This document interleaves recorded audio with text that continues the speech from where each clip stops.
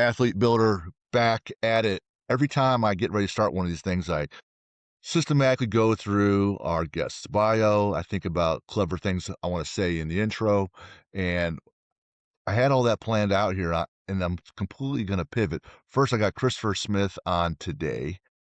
From my standpoint, it looks like that sweatshirt is orange, and I'm a huge Cleveland Browns fan, so we're already starting off on the right foot.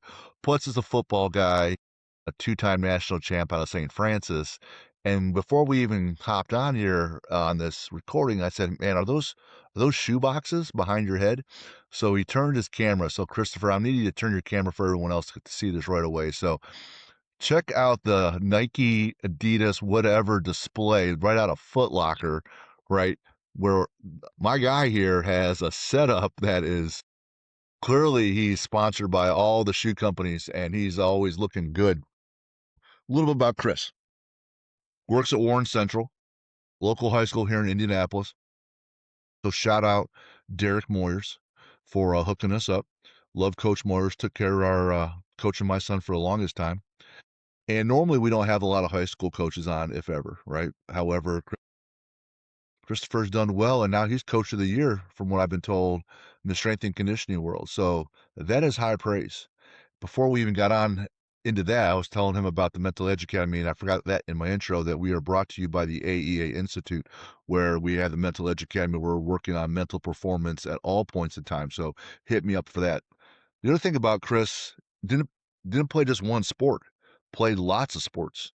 And when I look at him, what he played growing up, I see football, karate, boxing, soccer for a big boy, track, basketball, you name it. So well-rounded guy, lots of energy. Gonna have a lot of fun today.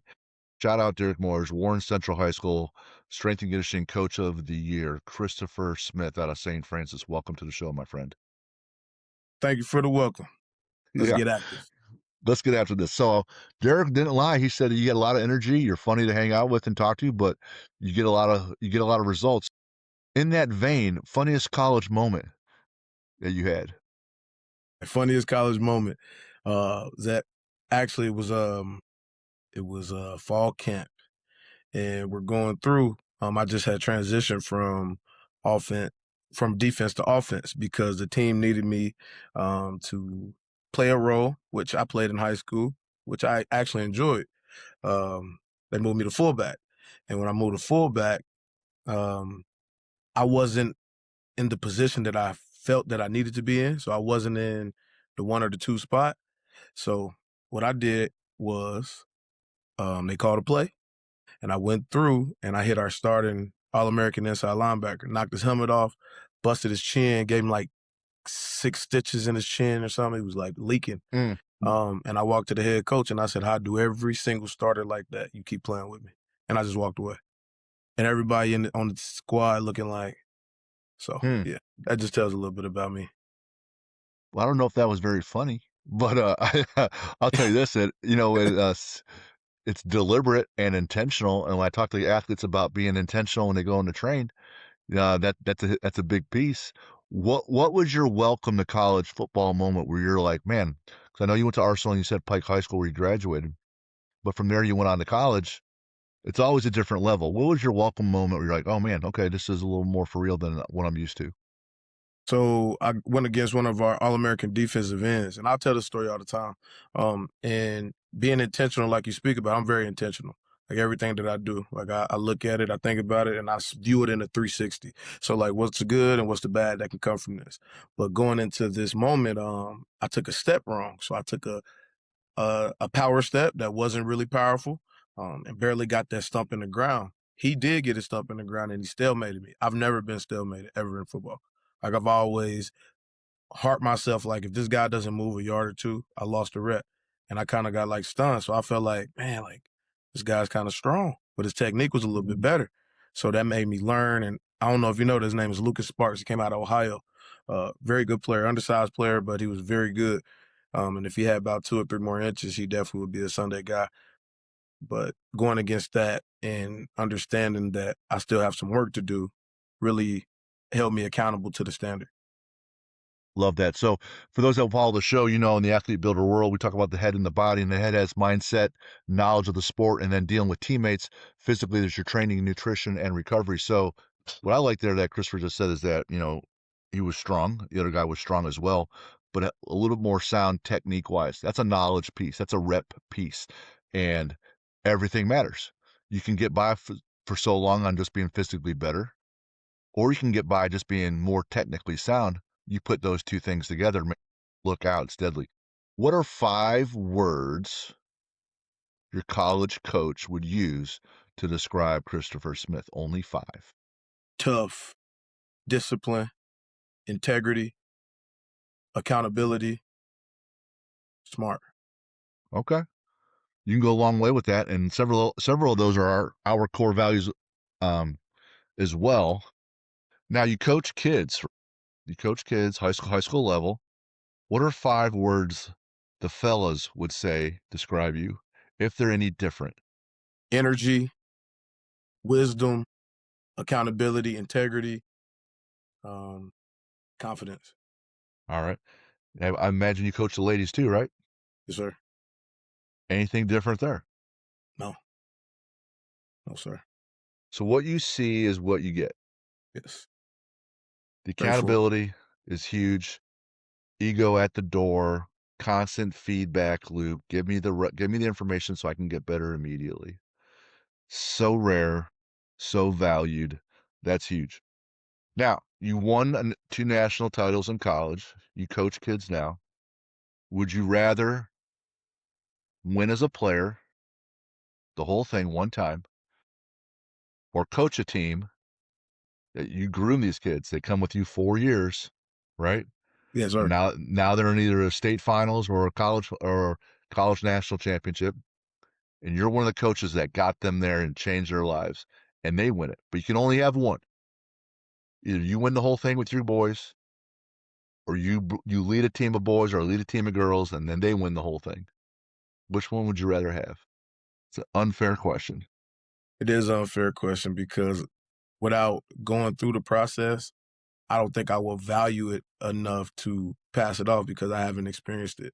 So I would say going through the process, every step of the process is valuable because now I can use the science, I can use the knowledge that I have obtained and also personal experience. So without going through, I don't think that I would be comfortable enough to even express like I know how it feels or what it feels like to be in that position. So I think I don't truly believe you can have one without the other. I don't know That's if you my answered. I don't know if you answered my question how I wanted you to. I wanted you to pick one, but hey, the answer is the answer, and that's all right. Nike or Adidas? Adidas. Now, Really? now, yeah, Adidas. No kidding. But it depends on, are you saying stylish wear? Are you saying athletic wear? I don't What know, man. you asking?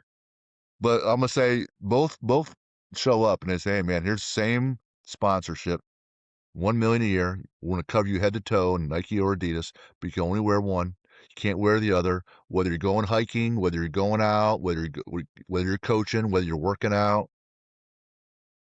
The political answer would be Adidas because we're sponsored by Adidas. No, okay, got But it, but got Nike, it. but Nike all the way in the heart. I got to be truthful. Nike Okay, is, and actually, it's funny when I was going through my process of the interview process, like you was mentioning Derek Moyers, AT Whitaker. They were saying like, we're sponsored by Adidas. You know, you got to wear Adidas. Can't wear your. I said, man, I can't wear my J's. Like this is what we do, and this is where I come from. We wear the J's. But yeah. it was fun. I couldn't wear my J's, and I kind of had like a funny moment with everybody that was around the Warren community. Like, man, I can't wear my Jordans. It's gonna be tough for me, but hey, I'm here, so I got to do whatever the plan is. I got to execute it. All right, I like that. Teamwork is a core value. Teammates a core value. We're stronger together. So yeah, I like that. Okay. I watched the documentary, not documentary, it's a movie with Matt Damon and how Nike brought Jordan on. I don't know if you saw that movie or not. Yes. Yeah. So well done. It was so well researched at the time. Nike was nothing that special. That was my era because I grew, I was born in '74, so in the '80s, it was Julius Irving first, and then Magic and Bird, all wearing Converse, and then here comes Michael, right, wearing Nikes, and I thought, well, I like Nikes, but they're no Converse, right? There's no way. And so watching how that unfolded and all the behind the scenes stuff, uh, I thought it was great, great movie. Learned a lot of fun, and you kind of get some of those insights. And it's so many kids will just say, "Hey, I'm going to be the best ever. I'm going to be the greatest." Blah blah blah. And then to go out there and change an entire industry and a planet like that was once in a lifetime, right? Yeah, we was talking about iconic. A lot of people talk about like iconic, and they be mentioning like Steph Curry, some of these new players. I'm like, nobody was as iconic as Michael Jordan. He changed Mm, like the world, yeah, like just as far as like impact. It really doesn't compare, man. Like yeah, it doesn't. So yeah. It transcended races, right? You see a lot of guys back in the day. Oh man, the Celtics were a lot of white guys, and the Lakers were not. So the white guys would cheer for Boston, and the black guys would cheer for LA. yeah, And my brother cheered for Boston, and I would cheer against anything that he ever picked because we always fought. I was yeah, thrilled to cheer for Magic. And when Jordan came along, I was like, I need to have his base. I need to have his football card. I'm wearing everything Nike T-shirt. Like, I don't care. I'll put the my wristband halfway up, right underneath my elbow, right on the left yeah. side. Like I can do this. Now, I was never that good. I played freshman basketball in high school, and that was it. But my goodness, watched all those games. Sure. Mm, mm. That's dope. That is dope. The If you had a chance to play pro ball for any NFL team, you can only pick one. 49ers. Why? Um, Organization is great. The history that they have is great. The style of offense is very exciting. I played H back, so they use us a lot, move us around, and we're a very like important piece of their offense. And then the weather, like weather is Right? beautiful. And then the colors, like they very swag. Like the colors is very swag. Like I said, the histories of winning and being competitive. They get it out. They really get it out the mud. Like it's work. Mm. My team's the opposite in all those things. The colors aren't pretty. They don't have a history of winning, and they got bad weather. Cleveland Browns. You said I heard you That's say my that. Earlier. team. I Hell heard you say yeah. that earlier. Yeah. Born and raised in Cleveland, so that's who I cheer for in 51 years I've been around. No Super Bowl appearances yet. All right. So one other thing I always have our guests do is do a little homework, so it helps me prepare because I'm selfish. I don't want to do all the research. And Christopher was kind enough to get me some information. One of the things right here on page one, he wrote, tr- "Training is therapy. Journey my why. Love the thought of process developing. Training is therapy. How is training therapy for you first as an athlete?" When I first fell in love with the weight room, it was funny story. I'm at the school that actually humbled me to be in this position. So I was at Arsenal Tech. We played against Warren Central. This is when Warren Central was Warren Central. Like that's where we're getting it back to. But everybody on their defense went D1. Mm, Everyone on their defense when they went to college, they were true freshmen. They played. Um, dang. and I was a 14-year-old kid out there against them. And it just showed me like I'm behind and it held me to a standard. So I remember after that game, I looked myself in a mirror and I was like, you would never let anybody put fear in your heart like that again as a man. So I had to see what the blueprint was and I understood what the blueprint was and I went and applied it. So from that point on, every single day I was in the weight room. Built character, it built the confidence, it built the swag, it built me understanding process and not wanting something faster.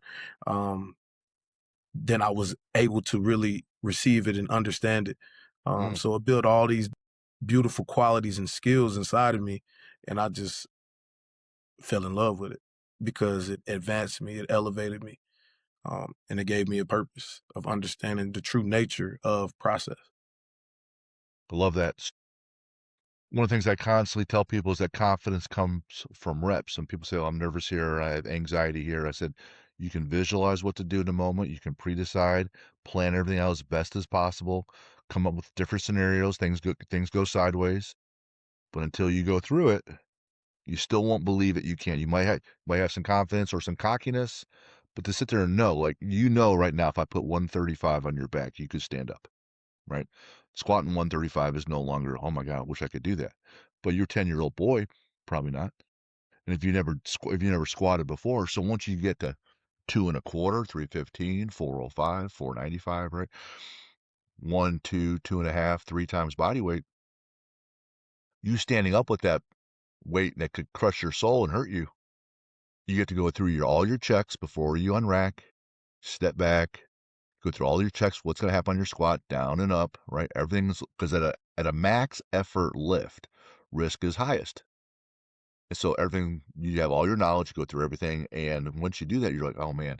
So squatting is one of my favorite lifts because it always scared me the most, Yes, sir. and every time I would stand up with a new weight, I'm just like, "I don't care what happens the rest of the day. I stood up with this new weight, man. I stood up with this new weight," and so I love that. How about with kids that you train? Because not everyone's the same. Not everyone is driven. Not everyone is accountable. Not everyone is disciplined. There's always different variations. Some are more, right? And some are less. When you talk to them and you say, "Hey, man, process, lifting is therapy, slow compound interest effect, progressive overload, just going a little bit at a time," and they want something quick, right? How do you connect with those younger kids and reach them so they see your side of looking at things? Oh, well, so how you connect, the biggest thing is number one, building a relationship and hearing out a person. So first off, how I start with kids and connecting with kids is letting them know, like, I've been there before. I've been you before.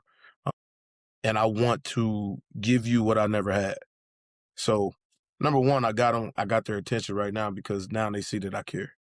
Um, and then asking them, what is your vision? What is your goal? Like, what do you see yourself doing or what do you want to be? Um, and then they speak about that. So I'm like, okay, most of it is I want to play next level. Okay, so the next question is, do you look like those guys that are playing next level? How can we get you there? Or do you look like those women that are playing next level? How can we get you there? Trust me through this process. And then the other piece is that what I found out, changing the way that I was coached, because I didn't see a lot of my coaches doing the things that they were teaching me. Some of them were, some of them weren't.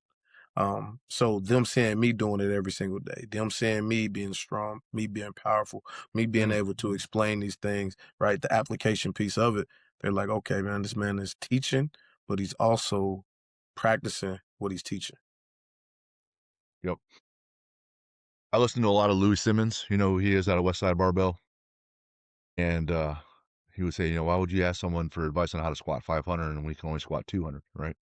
Now, even though they might have similar concepts and you know mentally sound, 500 pounds on your back, no matter who you are, it hurts. There's pain, right? Just holding the weight, there's pain involved, right? When you have that belt on super tight so you can barely breathe and you push against that with your obliques and your ribs, right? And everything else, you're pushing out into that belt. And if you're a bigger boy and you got a little bit of pinch of fat right there, it gets pinched, that hurts. So and those guys that squat in those suits, right? Or the deadlift suits, like there's more and more pain. They can't even sit down in those things. It's hard to take advice if they don't see you living it at least a little bit, right? Obviously, as you get older, if you're my age, 50, 60 years old, you're not gonna be the athlete you were, but they'll still wanna see you, "Hey, he's still squatting." You might squat in a belt squat. You might be doing other things, right? You're not cleaning 300 pounds anymore, but they still see you live in the fight, living it into being in the fight. It does develop a little bit of trust. And then when they start saying that, when you ask them about, "Hey, do you look like those other players at the higher level?" There's the look of them, how they look physically. But some of those guys, like the Luke Kuechly's of the world, like some of those guys, no matter who they are super smart on every little piece. I Yes, remember sir. watching this one thing about Jordan when he had the ball at the top of the key and one person defended him. He would says, "I want my left foot here, my both my hands here. No matter what happens, he can't swipe the ball from me. Just in this one moment. So in this position, I want this ball here. They can't swipe the ball away. One little piece and one little part of the game that's has a million different pieces." Do you talk to those same athletes about building themselves emotionally, mentally, nutritionally? Yes, sir. How do you go about doing that? Okay, so and you can participate with this. If we both participate. Um, Everything that I teach the kids are in 5 steps. I think 5 steps are a sweet spot of understanding the process. I don't go no more than 5. Again, we still working with high school age athletes. You said earlier that they want instant gratification. Yeah, they do. We're in the age of media, right? Anything they put in their phone, they can type it in, send it, and they get right to where they're going. So me going against that, right? I gotta be strategic how I do it and how I attack it, right? So I asked them, 5 questions and I tell them 5 things and you can participate with me. If this is what you do, you probably do it now being a successful business owner, right? Going through all these processes with these different companies. I say, this is what elite athletes do on the mental side. I say, number one, they learn from failures, right? They don't see it as a loss. They see it as a lesson. That's a Yeah. perspective. Yep. Right. Number two, they embrace challenges. They choose hard. They go after the things that are a challenge. They go after the things that everybody else is like looking at. Right. They go after these things because they understand that when I go through this process, maybe I may not be at the top of it, but this is going to teach me a lesson. So when I do get the top, I understand how to value it and sustain it. Number three, effort level is always 100%. You don't have to coach an elite person on how to give everything they have. It's all hunters, no matter what. Then number four, they embrace feedback. How many young athletes do you know that are scared to ask questions? I'm too cool. I got an ego. I got this. I got that. Right? That ain't confidence. That ain't swag. Right? It ain't good to have ego if you're not growing. So I tell Mhm. them that. And then learn from others, whether that be their mistakes or their successes. Yeah. I tell them Yep. to raise their hand each and every step. I asked them to raise their hand. So I said, if you didn't raise your hand on every one, by the end of this process, you will understand the process of asking these and how to apply them. That's the mental side. All right. Then you spoke about mental performance, which is mentalism, and then we talk about the physicals piece. 5 essential for enhancing performance. Number one is sleep. Are you getting 8 to 10 hours? I ask them this Yeah. frequently, weekly. 8 to 10 hours. Yep. This is best reset. Then you already know they love their phones. Y'all put your phone. You put your phone on the charger last night? Yes, coach. So you care more about your phone health than you do your health. Does that make logical sense? Then the whole room get quiet, Oh, yeah. They're already right? beat. They're already Yeah. beat. Yeah. Number two, do you track your intensity? Did I give everything I had today? Did I leave a couple reps in the tank? So I asked them, do they do these? These are 5 things that elite athletes do when it comes to their performance. Number three, they visualize, they see it before it happens. Before I put 650 pounds on the bar, I already seen that I put it on there. I visualized it, I studied it, right? I felt it. I knew what I was going to wear that day. Like I've already seen it happening because you already know you work with mental performance. The brain doesn't know how to differentiate the two. If they see it mentally, they don't know if you did it or not. They just see that you did it in your brain. Brain doesn't know how to separate the two. Right, right, right. Number four, systemized recovery. Are you doing mobility training? Are you going to the train? Are you doing heat? Are you in the sauna? Are you doing these things? Then number five, this is the best one. Frequent daily resets, mental resets, meditation, pray, taking a nap, all of these different things. And I asked them, are you doing these things? And how can we get you to do these things? Try them out. If it works, continue to keep doing it. If it don't work, don't do it. There's about 30 things in there that were just pure gold. I love that. I love that stuff. The visualization thing, can you think about it in advance? I remember when we're going back to that squat analogy, if I know I have a new squat day the next day, I'll be thinking about the day before. And I had this one guy, he put at a high level at UIndy for football, and then he coached at my gym, Sports Performance. So I learned a lot from him. I had him train me for a couple of years. So we're doing this method where when we would max out, whatever we would hit, the next week we're going to hit that same number for max reps. So last one week I'd hit 405 for one. Next week I'm gonna hit 405 for as many as I can. And if I can get 3, 4, 5 reps, then we add 5 pounds and go back and hit it for 1, right? We're doing that for 5s and 3s and 1s, but every week, man, it's a push. Every week it's a push. It's a new weight or a new number of reps until you fail. And then once you fail, then we back everything off and we start redoing the cycle. But every week it's new weight or new reps or both. So every week was nothing but fear every time I had to lift with this guy for a couple years. And so I start thinking about the night before, right? You start thinking about when you wake up, you start walking and it's different because it's a training day, heads down, music's a little different on the way in, right? I'm doing all the things. Breathing's different. An easy reset is just that box breathing for 1 round. Inhale for 4, hold for 4, exhale for 4, and hold for 4. They'll say Yep. do that for 5 minutes, which is great. You do that 1 or 2 rounds alone, you will reset your nervous system. Nervous system, and to your point, doesn't differentiate from did you make the lift or not. When you tell a kid don't strike out, the brain just hears strikeout. They just hear the brain just hears the verb. So you tell a kid don't strike out, of course the kid's going to strike out. You have to give them an action verb that's positive. See ball, hit ball, drive ball, things like that. You say don't cave in on your squat or don't let your knees cave in. They start thinking knees cave in, right? So the term for that is neuroplasticity. Hmm. You train the brain, and Yes, if you sir. and I agree we could train the brain, then we start doing it at a young age, and they start doing it. I love that you are making this impact on these young kids because it lasts them decades, right? Sir. That's huge. Yep. It's huge. And it sounded like y'all was doing the maximum tension system. That's what it Yeah. sounded like y'all were doing. Like Mm. and that's a elite. That's a elite program. It is. Painful. Yeah. Painful. One day, like I didn't start lifting until I was 38. I lived unhealthy for a long, long time and had this moment, we talked about this beforehand, where I'm like, "You know what? I'm not gonna be unhealthy anymore. I'm gonna teach my kids how to be healthy mentally and physically and completely change." Like, at one point, 185 squat was huge, and then a 225, then 315.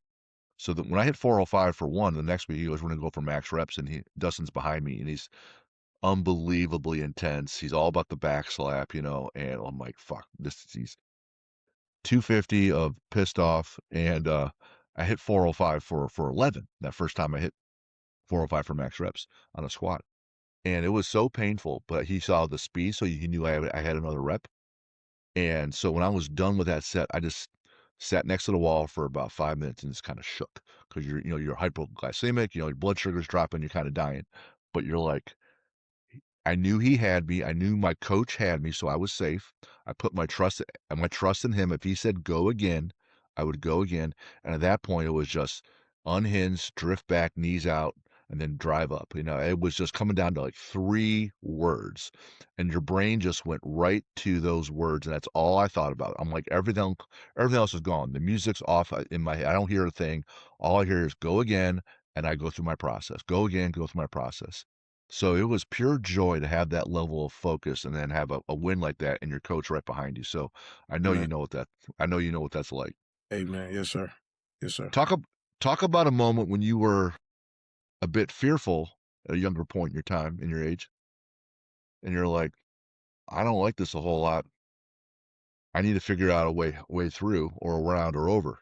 Did you figure it out on your own? Did you have a mentor? Did you have another coach to help you through that? Talk about a time when you're a little nervous, not necessarily terribly afraid, but hey, man, there's doubt, a little bit of anxiety and doubt. How did you start building reps to handle that every time that kind of creeped in? Because no one that walks around like I got this every day. I'm perfect, I was right? fortunate. I was fortunate. Um, my dad's a pastor, Mm, and instilled our grandmother. She's on the wall with me. My grandparents. yes. She instilled the best thing she ever could instill in our family, which was a relationship with God. Um, and I truly had an intimate relationship with God. So I don't I don't believe in fear, Jim. Okay. I believe it's an energy. And I was speaking to the men yesterday when I was in Sunday school, and we were speaking and we were teaching lessons, and I was telling them that fear is just energy. And whatever your relationship is with positive thinking or negative thinking is the route that you're going to go. I believe fear is false evidence appearing real. It's all energy. And then you can either go two ways, right? You can go the positive route where you face everything and rise, or you can forget everything and run. So that's how I see fear. I've never really been fearful because I knew that I had work. I knew that God will keep me safe through whatever, and He wouldn't put me in a situation that He wasn't able to carry me through. So when I had that mindset and I had that at a young age, I never was fearful. I always went into it understanding the process of things, and that is where my foundation and my wisdom came from.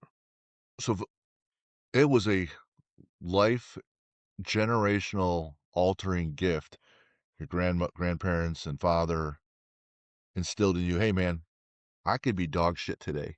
God still has me, Yes, sir. right? I'm gonna do my best, and I could be dog shit, but God still has me. Yes, sir. When you coach kids, not everyone has that gift, right? No. How do They you do reach have it them? because they do have it because they have me. Energy cannot be created or destroyed. It only can be transferred. So God fills me up, and I transfer the energy to them every single day. And then when they have a spite where they're thinking that way, I continue to keep reminding them.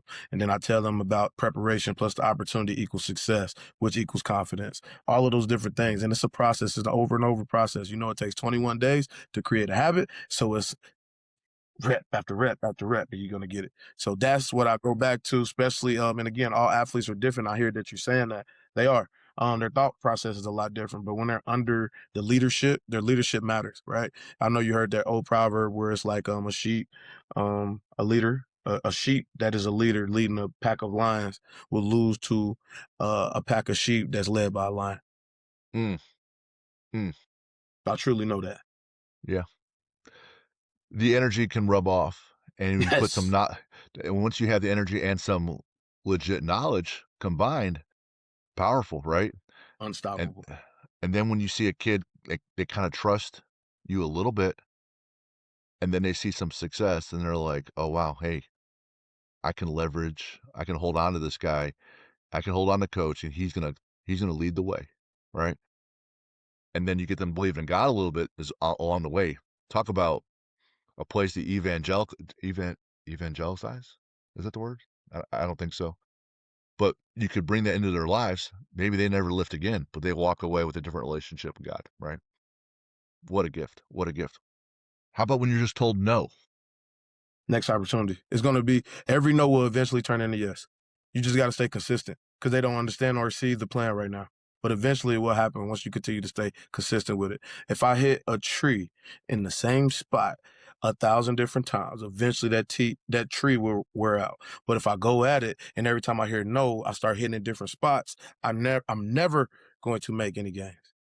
Every no will eventually turn into yes if you stay consistent and you know what you want. How fast was that reaction time? You get the OVR out on that bar per second. You get that on that bar speed, is that meter per second or not? That you hear no. Next opportunity. It was I was already hit in the face with that kick before that bar came up, and I was like, "Oh, man." Come on, man. He Come knew on, that I'm ready. question he knew that question was coming. Physical challenge, like, I know you train. Do you set new targets? You wanna lift 500, you wanna run a 10K, you wanna climb Mount Everest, you know? Do you have anything like that on the horizon? Yeah, I definitely want to run a 5K, 10K. I want to do that and just see mentally where that takes me. All the fitness goals, man, I was just very like I was able to tap into my neural a lot deeper than a lot of people was because again, my relationship with God. So I've done a lot of things that people will look at and be like, man, that's crazy. Last week the kids were maxing and I put 405 on the bar and hit it and they like I'm like, I ain't lifted heavy like this. Like I go 315, I go eccentric, I go time under tension, things like that. Pause it, right, to continue to keep those muscle fibers going. But like in college, I benched 475 pounds. I missed 5 plates by I didn't finish. Most people say they would locked it out. I didn't lock it out at the top. Needed a little bit more tricep work. I didn't finish it. Same thing with the power clean. Like I power clean 385 pounds. I missed 405 in college. But like these are things that people will never be able to accomplish, no matter how much gear and things like that they take. I've never been one of those. I've always been natural and I've always said I'm spirit led, right? And I've back squatted 675 pounds, close to 700 pounds. Oof. Um, Being Gross. able to do those things and have the knowledge that I have, and people actually see me still able to do it. Um, like I said, it builds that trust It and does. motivates and gives inspiration and hope. Like, hey, man, I can do this. But I'm not taking any protein. I'm not doing any of that. It's just natural. So my son just finished at Ball State playing football in December, and he's moved on to the next chapter of his life. And I said, "Are you going to still keep training?" He goes, "Oh yeah, I'll always train." I said, "What are you not going to do?" He goes, "I'm never catching a weight over 300 pounds again. Like when it comes down on your front rack, I don't care how strong you are." He goes, "It hurts. Different. You get underneath it, and it slams on top of you." He goes, "I'm never catching weight over 300 pounds again. I don't care." It's like, really? He goes, "Yeah, I'll do plenty of other things, but I'm done there." Right? Because you've been lifting since he was 10, and now he's 20, 23. So yeah. So you have teams that you work with, different levels of age, maturity, interest. You could take them. You could take them to some sporting event to teach a lesson, right? Or some physical event. You could create whatever. Hell Week with Navy SEALs, climbing Mount Everest. If you had some kind of road trip and you're going to take them somewhere, total hypothetical. I've never asked any guest this question. If you were to create some kind of like physical event to help them build themselves up mentally, physically, what would you throw into that mix? I think it would be, I was just about to say, it's a mixture of everything. So I would definitely do jujitsu, which trains the mind, some form of jujitsu. Boxing and wrestling are similar, very similar. So take them through that training where it's intervals, right? Then you said the Navy SEALs where it's challenging your mental and taking you different places that you never thought you would go. But they tell you where you at, they tell you where you have to finish, and then everything through the middle. And then I would also climb Mount Everest because every step, every level is a new elevation, right? And you learn something new on every level that you take. So I will have a mixture of everything. Like I said, I'm a person who's well balanced, and I don't want to just be stuck in one lane, but I want to be able to be a 360 thinker and experience everything so I understand what it takes on all levels. The Everest thing I've only read about and watched documentaries. I'm a total dork. I'm a big nerd. Me too. Once Same you here. once you get above a certain altitude, you start physically dying. Yeah. It's Yes. called it's called Yes. the death zone. You only have so many minutes or hours above it before you're going to die because you can't handle that altitude. And you get to 30,000 feet. That's the normal cruising altitude for most airplanes, right? So that is going to be unbelievably painful. Unbelievably painful. You mentioned the fighting, the jujitsu. The episode that just dropped today was Anton Talamontes out of Fort Wayne. He wrestled at Ohio State. Um, Loves the therapy of the room, of training. So he always wants to, you know, grapple and do MMA, but he wants to lift all the time. He loves bench. And it was an interesting story. One of his ways he loves to test himself, which he does weekly, is he puts 225 on the bench and he'll pick a time domain to see how many reps he can get, usually anywhere from 45 to 60 minutes. And that's the workout after you warms That's up. beautiful. I just did that today. I have my brand, which is PVO. I know you've seen PVO in there. We do that, and I have all different levels. So last week, that was actually our like climbing Mount Everest. Yeah. So you start at 5, you got 225 on. You start at 5, and you add a rep every single time. So you go 5, 225 presses, right? And then you go to the back, either do pull ups or lat pull downs. It's a superset. Then you go 6, then you go 8, then you go 9, then you go 10, then you go another set of 10. You finish at 15, that's 120 reps. I got that done last week in 44 minutes. And actually, that's my number, 44. So I got that finished in 44 minutes. That was my goal. But when you talk, go ahead. I should hook you guys up. You guys would like each other. Yeah, that'd be dope. He benched 225 350 times that hour in an hour. Dope. And Dope. then yesterday he did 250 pull-ups in an hour because you got to balance it out, but he doesn't have so many hours. So when he does a bench like that, he's like, I got to do my pull-ups too. So he has this rack, and it's not with a nice round bar for the pull-ups. It's just a square, tube, the 3x3 tube for your rack. Yeah. All right. That's what he holds on to for the pull-ups. Yeah. Yeah. That's I'll hook you guys up, man. You'll love that. for sure. Next thing I had here, all 100s, no 50s or 20s. I assume that means you give 100%, but I want to make sure I got that right. Is that right? Yes, sir. Okay. All hundreds, no 50s or 20s, baby. PVO, empty the tank. What's PVO mean for you and what you're Positive vibes only. PVO 317. Positive vibes only. Positive thoughts plus positive action equals positive results. leave every place better than you found it. So one of the books I love is James Kerr's Legacy. It follows the All Blacks, which is New Zealand's all-time rugby team, right? Elite. Elite, right? Elite. Yes. The most successful franchise in the history of Earth. Elite. 75% winning percentage over 100 years. And one of their mantras is sweep the sheds, meaning no matter where they go to practice away games, they leave the facility cleaner than how they found it, right? It's just attention to detail, respect, integrity. What's that mean for you when you're trying to instill that with your guys? They want to leave the room or they want to cut, everyone cuts corners every once in a while, right? No one's perfect, right? I make mistakes, right? How do you instill the leave the place better than you found it with everybody else? When your kids in school, what grade you want them to receive? What grade? Oh, I'm going to receive an A. Amen. So I teach the 5 A's, right? Number one, attendance.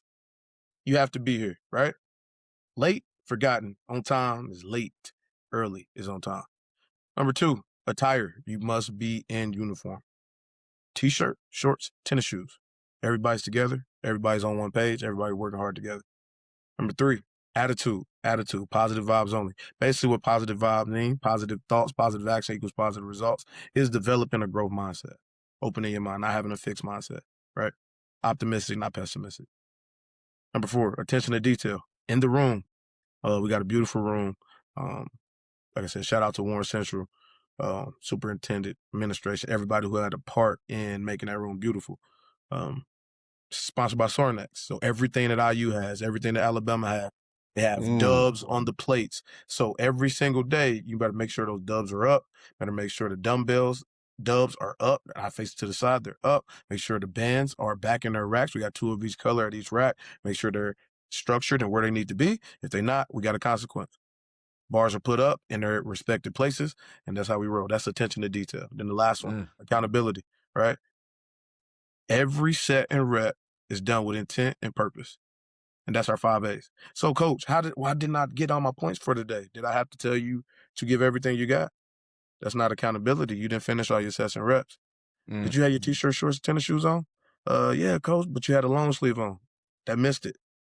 You see what I'm saying? Was your attitude right? Well, it could have been better. So that's why you didn't get your point. You get your five, we roll. Told you everything is taught in 5 steps. So that's how Beautiful. I lay that out for him and make it simple. Something that Christopher is able to do well. The brain has a negativity bias. The brain is built to assume less than positive things by nature so it can prepare and look for things. And so for Chris to develop a mindset that supersedes that negativity bias. Like I could feel myself being negative sometimes. I have to turn it around and I have to go through a process to look at a different lens or a different angle, turn my approach around, right? But that's a skill that you developed over time. You didn't just have that. No, I had to work at it, and I still have to work at it today. The Yeah. brain wants to be negative, and we Yes. can turn that around and look at anything a little bit better. You're gonna have a better result, because you're just gonna bring a little bit more energy when you're feeling a little bit better about things. Just trying to turn it around a little bit, right? And so Christopher seemingly brings that energy, that positive vibes only all the time, makes me want to come over there and start training at Warren Central. And shout out Bert Soren. I had him on the show. He's the son of the founder of Sorenex. Beautiful. I, I Beautiful. had Beautiful equipment. yes, and a beautiful guy who just wants the best for people. Big outdoorsy guy. He has this thing where he wants people lifting and squatting outside in the woods. Like he didn't care, just be one with nature and God. So that to have the whole Soren X outfit your entire uh, weight room. That is a nice, nice gift. My goodness, my goodness. That's thank you to everybody else. Chris, I could talk to you all day long. I'm having a great time, but I also want to be respectful of everyone's time. So when uh when you lift, and we talk about squatting because I'm selfish, so I'm talking about things that I love. What are you gonna listen to on a max effort day on a radio or Is in this music? now or is this back when I was going? Back in the day when you all dialed in. Back in the day, it was rap. It was gangster rap. Like we locked in. Like because um I'm going to kill this bar. Like that's the mindset going into it. Sometimes the people see me on my page and I'm squatting with no safety bars. That's a mindset thing. Because if I don't hit this bar, I'm gonna die. I have to hit this weight. So that's a different part of your brain that you're using right there. Right? Oh, you got to be safe and you got to be careful. Well, your mindset and my mindset is a little bit different, right? I do this and I've done reps after reps. I failed a couple times. I know I'm going to get this. This is my mindset. Either hit this weight or you die. Simple as that. It's right out of the approach that pressure is a gift. Yes. Increases focus, clarity, resolve, effort. If you ever watch that Alex Honnold, he's the guy that did that Free Solo movie. Check it out on Netflix. So he climbs up El Capitan, and Free Solo means you do it with no rope. What's the name of it? Free Solo, SOLO. Yeah. Yes, sir. It's about 2/3 of a mile straight up, no rope, no safety net. You miss a handhold on the rock climbing, death. That's different. That's different level of focus. That's different level of grit. That's different level of paying attention to detail. The level of preparation, because you have to Yeah. memorize the route the whole way up and know where all the handholds are, because you can't be guessing on the way up. This can't be your first time. He had already scaled it thousands of times, and you have to memorize it and know every little nuance and know what you can do. And when I talk about like knowing your body and training for it physically, he's doing pull-ups on just fingertips or three fingers or two or one finger, where he has this part of his van outfitted so that he can do these pull-ups on the side of the van on his fingers, because this is what, takes what it takes. You ever train no music, just be in your head? Yes. As you get mature and really tap in, like they say mind to muscle connection, it's a different feeling. This is one of the things that I use because one of the biggest things in the world, and we working with high school age athletes. In high school, you know people was doing everything under the book. One of the biggest common things now is people like to do the vape pens, the THC pens, the weed, all of these different things, right? And because they're looking for that level of ease. So what I do is I combat that with something positive.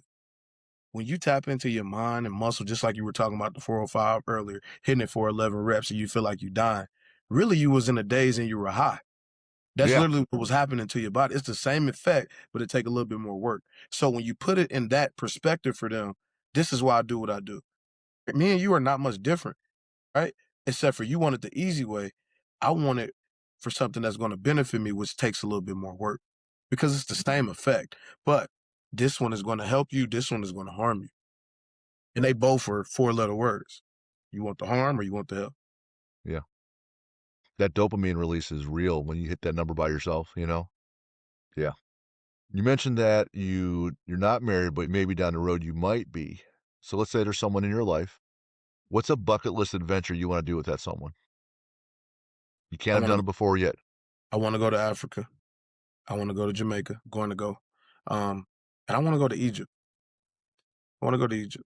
I want to see how all those things are aligned. Like I want to see all of that because a lot of people, um, they speak about I don't see this or I don't believe in this, but you really haven't been exposed to it.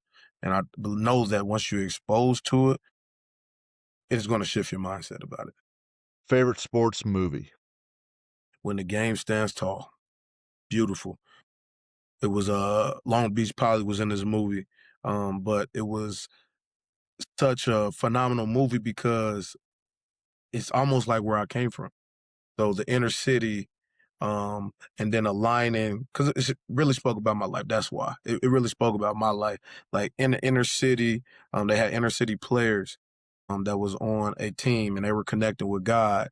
And they had this coach who was really like tapped into himself and understood the spirit and the service. Like he had college offers from college schools. He would throw them away because he knew that his work was much bigger for the developmental state of these high school age athletes.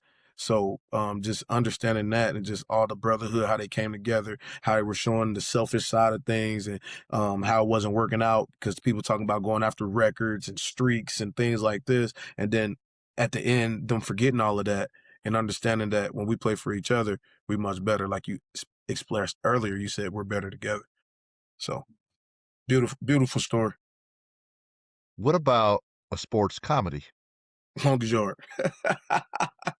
The original, old back in the day, uh, Adam or the Sandler. remake? Adam I Sandler's. Oh, remake with Adam Sandler. the remake. Alright, alright. Can't be mad about it. For me, it's gonna be, Major League Baseball movie. Replacements is a good one too. Replacements is pretty funny too. So yeah. Okay, so I'm assuming favorite sport is football to watch. To watch? No, that's my Yeah. favorite sport. Favorite Favorite sport to sport watch is basketball. okay. Favorite sports, participate. Participate in football. Favorite athlete, could be young, could be old, could be dead, doesn't matter. LaDainian Tomlinson. That he made me fall in love with the game, just about the way that he attacked the game, how he played the game, how he expressed himself through the game, and then just understanding his journey. Right, didn't have a lot of offers coming out of high school with the TCU. He had to be a role player. Right, they asked him to play special teams, they asked him to play fullback. He played all these different things, and he was just a selfish player, selfless, not selfish, selfless player. And then when he got in the position in the role that he was in, he dominated, right? Because he went through all those steps and all those leaps and all those valleys and all those peaks, right? And then when he got his spot and he got his opportunity, he balled out. So just and he gave back to the community. They asked him a question, Jim, and they said, "Do you think that playing a game was more impactful or what you do outside of the game?" And he said, "What I do outside of the game." Giving back to those people. He had charity events. He had college funds that he was giving his money to and helping people who didn't have opportunity get opportunity. Like that's what I'm all about. And just knowing why he did it. He didn't do it out of a evil intent. He did it out of a pure motive and a pure intention to help others be better. Some people don't realize that when they get moved to a different position, that's where God wanted 'em to be at that moment, and also, by them moving to the different positions, they get to learn a different component of the game. So, if you played on defense and now you're on offense, you kinda know what to look for a little bit, and so with Ladainian, with him moving all around, now he has this total vision of how the field's gonna unlay with all the different players. Gonna build his knowledge, and he probably looked at it like, "Hey, this is where I need to be. I'm gonna ball out here," and then people forget that, "Hey, I'm a quarterback, or I'm a receiver, or I'm a tight end. I'm always a tight end. Don't move me around." That moving around can be a gift. It really can, 'cause you said you played on both sides of the ball when you were in college. They moved you quickly, right? Totally different animal, and it ended up being a big benefit. Yes, sir. Um, I saw favorite book, Holy Bible. Love that. Love that. How about another book outside of the Holy Bible? Because then tell me dad's a pastor, so I know why we're going there. And obviously a faith-filled man, so that's outstanding. A book that taught you a lot that you thought, hey man, people should probably read this, whether it's about life or whatever else. Man, it's a lot of them. Um, I know you probably read it. It's Extreme Ownership. Jocko? Extreme Ownership. Extreme Ownership. Different level of ownership, different level of leadership. Just that book was powerful. Everybody needs to read that book. It gives you a different perspective of ownership and leadership and holding yourself to a standard and holding yourself accountable. And I know for a truth, not for a fact, for a truth that people who tap into that book, it'll change their whole perspective on life. A lot of people struggling. A lot of people are victims. A lot of people live out of that side of their brain because it's easier. You were speaking about the brain earlier. And one thing that the brain does is it wants to keep you comfortable, right? The brain was not created for us to be great and be reaching for our goals and stepping outside of our comfort zone. We got to train those skills. So that's why a lot of people, I get why a lot of people are stuck in that realm. But extreme ownership will teach you how to hold yourself to a standard no matter what. Um, and this application throughout that book that can teach you lessons to make your life a better one. So girls in your weight room, she's getting ready to squat, going for a PR. You call the number. You say, "Hey, put 205 in the bar. You have this, no problem." And she doesn't have it. Whose fault is that? Mine, Right? because I should have approached it a different way. Knowing my athlete, Right? sometimes they put weight on, don't even know what they had on the bar. So that's a mental thing too. But just knowing your athlete, knowing because girls are a little bit more detailed than guys are. They're very particular, like, and they don't forget anything. They hold on to everything, and they're much more emotionally intelligent, emotionally aware. So you got to watch how you say things, right? So I love because I got a class full of 70 girls, all girls. And the thing about girls is when they start to hang out with each other or be around each other, train around each other, their cycle starts to happen at the same time. So being able to adapt and understand and coach those things, like it has helped me be a better coach of understanding how they are, how they act, and me understanding them and knowing where they at. Like I said, it makes our bond and our relationship a little bit better. That's nice. I find them that I can. They're usually a little more compliant. They're not screwing around as much for me. The boys are like, "Oh yeah, watch this. Hey man, watch this." A girl walks in and you got to all watch this. I'm like, "Dumbass, no, stop. Stop." Right? Um, but you're right though. That with the extreme ownership, something goes a little off in your weight room. Well, that's your business. That's your career. That's your company.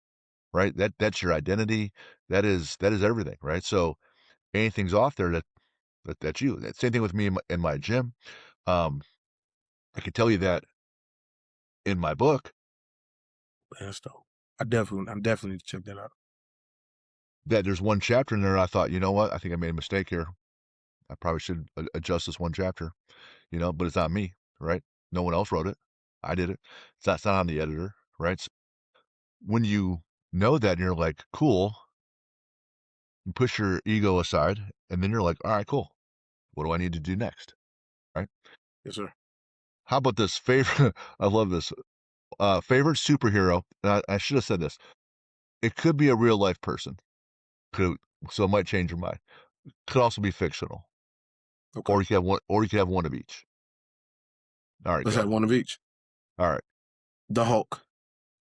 Um, of course, man. The Hulk. Yeah, beautiful. But he's smart. The Hulk is smart too. yeah, very Oh smart. yeah, Doctor. Yeah, Doctor Banner. The reason for that, man, is because, like you said, Dr. Banner. And what I see with the Hulk is that he's able to express himself, but he really doesn't have a true weakness. So what they did in the series is they developed a weakness for him, which they brought in a woman to make it his weakness. Which with the Hulk, he would just continue to keep getting stronger no matter what he went through. And the Hulk reminds me of Job in the Bible. Like Job of the Bible, like I correlate those two because Job went through so much. He went through so much pressure, but God actually was confident that he wouldn't change because he knew his heart. And to have that much confidence, to have that much um trust in a person, right? I wanted to model my life after that. Like, who wouldn't want that? Right? Huge. It was like the more pressure that Job had, the stronger his faith became. No matter what it was in his life. And the more pressure that the Hulk receives, the stronger he gets. And the He more does. that he adapts. So it He gets. kind of like correlated those two for me. But my real life superhero is my father. He went through a lot, grew up a certain way. He had 14 siblings, grew up in inner city. He was traveling the world at 8 years old, going around and just giving me hope of understanding like he's done this before. He's been through a lot, right? Seeing a lot, seeing every phase of the and coming back and giving us knowledge and game of the things that he's seen so we don't make the same mistakes. So that was I wouldn't even say mistakes, but it Learning. shaped him to be in the position that he is in order to help people who are maybe thinking of being that way. So he connects with every single type of person. All Jesus told Satan was, "You just can't kill Job. You can do whatever you want to him, you just can't kill him." And Job will be just fine. And Satan's like, "All right, we'll see." My kids would say bet, but I'm 51, so I don't do that, right? So, Bet and he just kept getting his ass beat every day, in every way. Everything every is way, every every way. way, And financially, emotionally, uh, uh, the family, physically. yeah, Yeah, right, everything. And I'm like, man, that dude, impressive, impressive. How about a villain Eric Killmonger, Black who Panther, is? Oh, okay, Michael okay, B. okay, Jordan. yeah. One thing I just had this conversation the other day, Jim, and man, I truly believe that Eric Killmonger in back in the day would be the hero. He would be the hero. What I noticed, remember James Bond back in the day? He going against everybody. He going against all the outsiders, and he the one by himself, and he overcomes the obstacles, right? Now in today's time, it's almost like they flip it and make it to where you got the Avengers, you got Fantastic Four going against this one villain, right, and trying to overcome them. So I think in reality, like in my mind, that you got to understand the story of the villain. You got to understand the story of Bane. You got to understand the story of Thanos. You got to understand the story of Eric Killmonger. You got to understand the backstory of it. Because if you went through that process, what would you do? What would you want? That was my favorite. Like I felt like when I watched that movie, I could connect. Be like, man, this is deep. So they did that beautiful. That's my favorite villain. So Marvel is different than DC. Yes. They give you a lot of backstory on the villain. So Eric Lancher, so Magneto, like his family grew up in the concentration camps with Nazi Germany, right? So when his parents are getting killed and there's a number burned into his, tattooed into his arm, you wonder why he's mad at the world when he's been tortured like that, right? Or even the Star Wars when you see how Darth Vader is created, right? So when people are like, oh, he's just a bad person, well, you didn't walk in their shoes. If you knew the whole story, maybe you should just be quiet for a minute. If anything, be thankful you don't have those same challenges. But I can tell you, I got plenty of demons. I made plenty of mistakes in the five decades so far. Like I made some big ones, right? So I get that. Favorite lift for you? Power clean. Power clean. The reason for it, technical. Um, it's very technical. It's very precise. It's very violent. It's very intentional. You can't just go up and hork the weight. Brian Shaw can. He's got a 350 clean because he deadlifts 1100. Okay, fine, right? That's But yeah. That's a that's different. contract. He can kind of muscle that. Yeah. Yeah, he sure can. It's a bit of a reverse curl for that guy. But when you see people cleaning 2 times body weight and standing up, like there's no error. The bar has to be in the right spot, and you have to be in the right spot and get through everything. A lot goes into that. Um, in terms of training, if you're training athletes, is it conjugate? Is it progressive overload? Is it all velocity based? Is it, if you're training other athletes, how do you approach a 12-month cycle? Just broad terms. Um, when you're training a high school age athlete, 13 through 19 years old, you got to understand it's certain things that you want to hit. You want to hit the mobility, the flexibility. You want to hit the strength. You want to hit the speed. Um, you also want to hit the mental side of it. Um, But with me, I have a mixture of everything. I do a lot of linear periodization. I do have condensed conjugate. I do have contrast training in the program. I do have certain days for VBT, velocity based training. Um, I do have days where it's just mobility, flexibility, and understanding the different joints and the movement. So it's like I said, when you're in the strength and conditioning world, building an athlete, they got to have everything. You got to put them in a lot of different situations in order for them to again advance. And then following the 5 training principle laws, knowing those, and my favorite way to train is hybrid. I like to train in a hybrid way. So kind of like a total body going from one lift to the next lift, kind of contrasting that lift, and having my brain understand why I'm doing it, right? So I can apply it to when I'm competing or whatever I'm doing. What I find challenging is that I talk to strength coaches, and they'll say, "Well, this is how I do it, and this is the only way to do it." And I'm like, "Oh If, man, if you hear that, then I probably wouldn't even be talking to them. run, run." They Yeah, start saying, "My way is really people gonna come around this, and this is." I'm like, "Man, come on, man." Like, uh, I wrote 10 million bucks. What would you do? I'm doing it daily. Life plus performance coach. Love that. All 100s, no 50s. Um, influence, thinking, actions, habits, character. Walk that's me the through that. process. That's the Walk me. process. Mental performance you talked about, right? 5 steps that I teach to kids. Whatever is influencing you creates your thinking, creates your thought. It creates a thought. Whatever you're influenced by, what you're watching, you know what I mean, what you're doing, who you're hanging around, creates your thinking. Your thoughts become actions. Your actions lead to habits, right? And then your habits is your character, who you are as a person. That's right. So That's you right. got to ask, what is influencing me?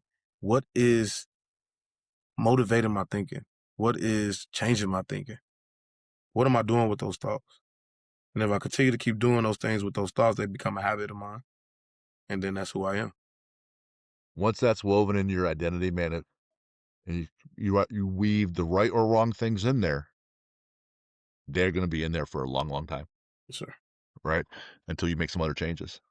Um, where can people find you, Christopher? Um, on Facebook, you can find me at Chris Smith or Christopher Smith. I got 2 pages. On Instagram, you can follow me at ctaki_44 and then also PVO317. Same for TikTok, ctaki_44. And then on X, you can find me ctaki_44, PVO317. You hear that 44? That's the football number back in the day, right? There. Yeah. Call me So Fofo Bulldog. you get one pair of shoes, one pair of Jordans the rest of your life. You got them right behind you, or what? You got a version of it? I've only had One one pair. pair. This is the only pair I can wear. That's it. Gotta go Black Cats. All right. All right. The reason being, you can dress them up, you can dress them down. They're not too loud. They go with everything. Comfort, stylish. They look like they never been worn. Never have. I got 2 You pair of don't. them. So you have one pair just to look at, and then another pair you wear. Yeah, because them Get are out of here. those are dead stock, man. You know what I'm saying? You gotta, you know, shoe business is a shoe business. You getting banned. So this pair right here, these are called the Off-White Force. These are. Give me what you think they're going for What year are right they? now? These released 3 years ago. They're never releasing again. It was a one-time release. Never again. Never again. $500. These are up to 2,000. Yeah, so those are different. Off White is a big brand that collab with Jordan, but yeah, those were 2,000. They still going for two Yo. because they All never right. making them again, so they're valuable. All right. Well, Chris, I had an outstanding time with you. So stick on around when we're done here. For those that want to continue getting a hold of us, do that. info@athlete-builder.com. You can pick up my book, Athlete Builder, the blueprint to build champion athletes. And then reach out. The Mental Edge Academy is life changing. I stand behind it with everything I know about building the mind. It is a life changing tool, like anything else. Like just like the weight room is a life changing tool.